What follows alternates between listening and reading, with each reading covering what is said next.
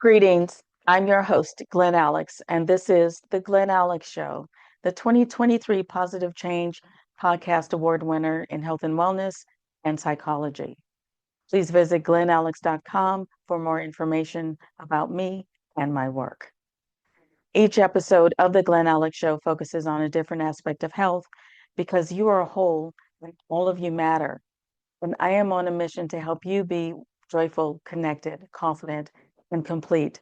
The life experience I call wealth, WELLTH, which is health plus other riches. Please keep in mind that those who are wealthy, WELLTHY, do not intentionally harm self or others because they are balanced with the physical, mental, emotional, and spiritual aspects of who they are, of who each of us is. So please join us on this journey because we need more wealthy people in this world. We need people who are living in total health, who are at least in pursuit of it, to minimize, possibly eliminate the need to oppress, the need to violate, and then the need to harm self or others. This episode of the Glen Alex Show is special because it is another plea from me, which quite frankly, I'm frustrated about because I've been making this plea for years, as have others, for us to get it right, to work together, find some common ground so we can build a healthier collective. Our survival depends on it. And given what's happening in this world today, this is a crucial time, a very crucial time for us, I believe. So this episode contains a clip that I recorded before the Southern California fires ignited, which is another glaring example of how short life is and how we can meet on common ground to support and nurture each other. That can be our routine on the daily, at least regularly, without a natural disaster. The second video is a replay of my very same plea that I recorded in December of 2023. So please tune in with an open heart and an open mind so we can right this ship. Thank you.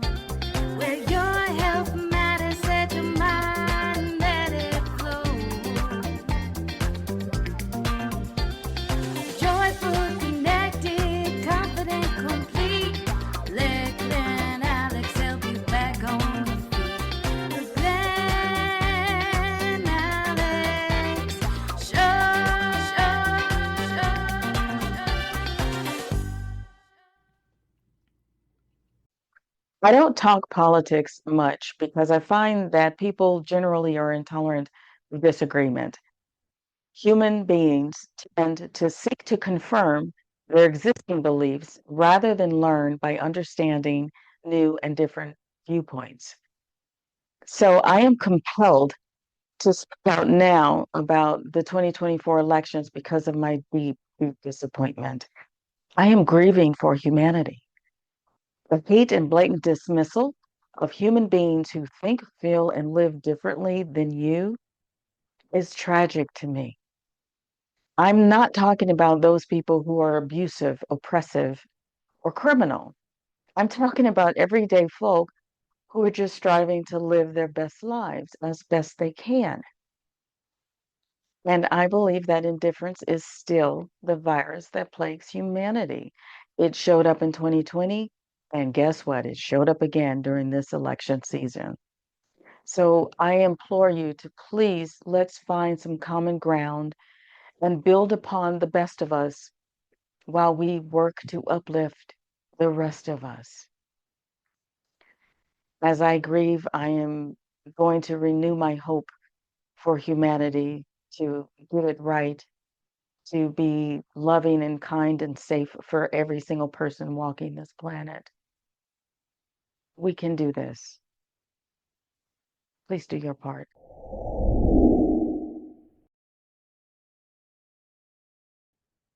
I am compelled to talk about the state of humanity in this episode because of my deep disappointment in humanity. You see, we had a golden opportunity during the pandemic. That opportunity was to grow personally and to create a healthier collective. The pandemic, the shutdowns occurred all over the world. And so all of us were in the same boat. People of different races, different religions, different cultures, different belief systems, different politics were in the same situation all over the world for nearly 2 years. And while there was just craziness with seeing people murdered on camera, protests that went violent because of outside influences, the political discord and eruptions on social media with people going at each other because of disagreement, not to mention the crazy natural disasters that occurred. That period was very traumatic and painful for all of us. We were in the same boat. However, with all challenges, there's an opportunity. And we had that opportunity for growth and health. And we failed. I think we failed. Violence continued. Hate crimes escalated. Corporate greed continues. Human trafficking, modern day slavery is at an all-time high.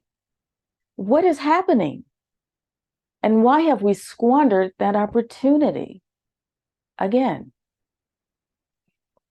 you see, even with all the divides and the discord, it's not too late.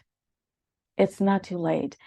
My message to you today, though, is to take responsibility for your contribution to the collective.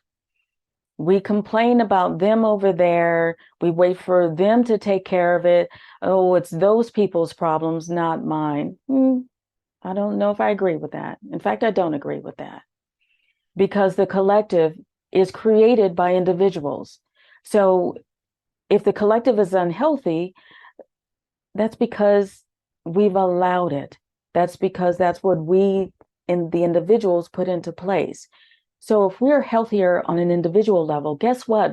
We will promote and uplift and create a healthier collective. So I want you to focus on your part, your very powerful ripple in the pond, and not worry so much about what they should be doing or what they aren't doing or why are they doing that. You can't control other people. You can't change other people. You can control on what you can do and do that. And I promise that will have a healthy ripple and a positive effect on the collective. So first is your locus of control, what your personal realm of control and responsibility is. You can control what you eat, what you drink, what you buy, what you spend time on, who you spend time with, what you vote for, how active you are. You can control those things. Every single day, you make those choices of control. And the more you exercise that control and do what you can, then the more empowered and confident you become. And that will only have a positive effect on the rest of us. The second thing you can do is take good care of yourself, which is also within your realm of control, though it's helpful to pull that out and isolate it for the purposes of this message. By taking better care of yourself, making sure you get good sleep, you get good nourishment, you have healthy, supportive, loving people around you, because relationships are critical too. You have healthy boundaries. You pamper yourself sometimes. You do what brings you joy. Those things involve positive, healthy self-care, healthy selfishness, if you will, which the healthier you are, the better you treat yourself, the better you treat others, the better the rest of us benefit. Being present is also something that you can do. The more mindful you are, the more present you are, then the more power and control you have over your life. That's all any of us have, honestly. The only power and control we do have is right here, right now.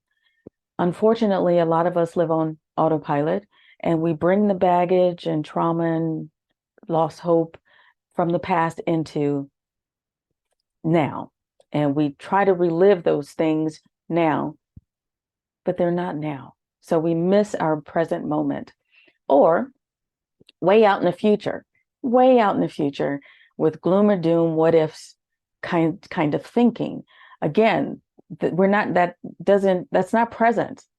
And it imposes, it's blinding. We're not living in the here and now. That means we're not fully aware, not seeing what we're capable of, what's in front of us, because we have these blinders on from the past and from the future. So the more mindful you are, the more empowered you are, the better choices you'll make. The healthier you'll be, the more better quality of life you'll have. And guess what? That will positively impact the collective as well. The other thing you can do, and I hope this for everyone, is to develop and deepen empathy. Seek to understand and not to be understood first. You see, when we open up our minds to see another person's point of view, then that deepens our human connection. When we have that deeper human connection, we're less likely to harm self or others. We are less likely to harm self or others when we have a deepened human connection, because we recognize the interdependence, the interconnectedness that we all share. So being empathetic does not mean that you agree with someone's belief system. It just means you can see it. And that helps you understand and be kinder, gentler, more loving, more giving, warmer. Those things will never, ever hurt humanity. So I hope you take these steps of focusing on what you can control, taking good care of yourself, being present, developing empathy, because they will empower you, give you more confidence, and the better you treat yourself, the better you'll treat others. And that, again, will blend into a healthier collective. So please do your part to improve the state of humanity. Because individually, me doing my part, you doing your part, together, those efforts can cure the virus of indifference. So I thank you for tuning in today and listening to my rant. I do hope you've learned something about how you can help positively impact humanity to elevate all of us and help cure the virus of indifference. So please like, subscribe, and share this episode. Thank you again for tuning into this episode of the Glen Alex Show. I really, really hope that you are now inspired to be your healthiest self, to contribute and create a healthier collective. Please like, subscribe, and share this episode. Refresh your spirit with a nourishing thought.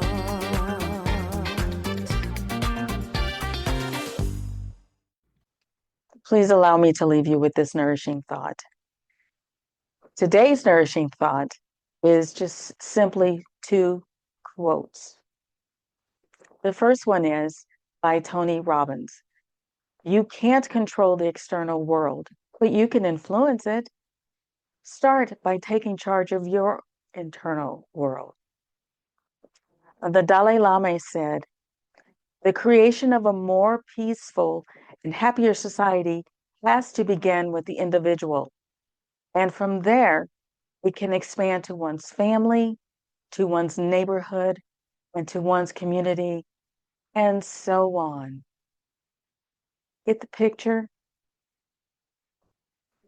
For more information on how you can be the healthiest that you can be, please visit glenalex.com, order your copy of my 3-time award-winning book, Living in Total Health, order your copy of Wellness Through Words, which contains my chapter, Living Well with Boundaries. Book your complimentary consultation with me. Then tune in to the next episode of The Glen Alex Show. And until next time, be well.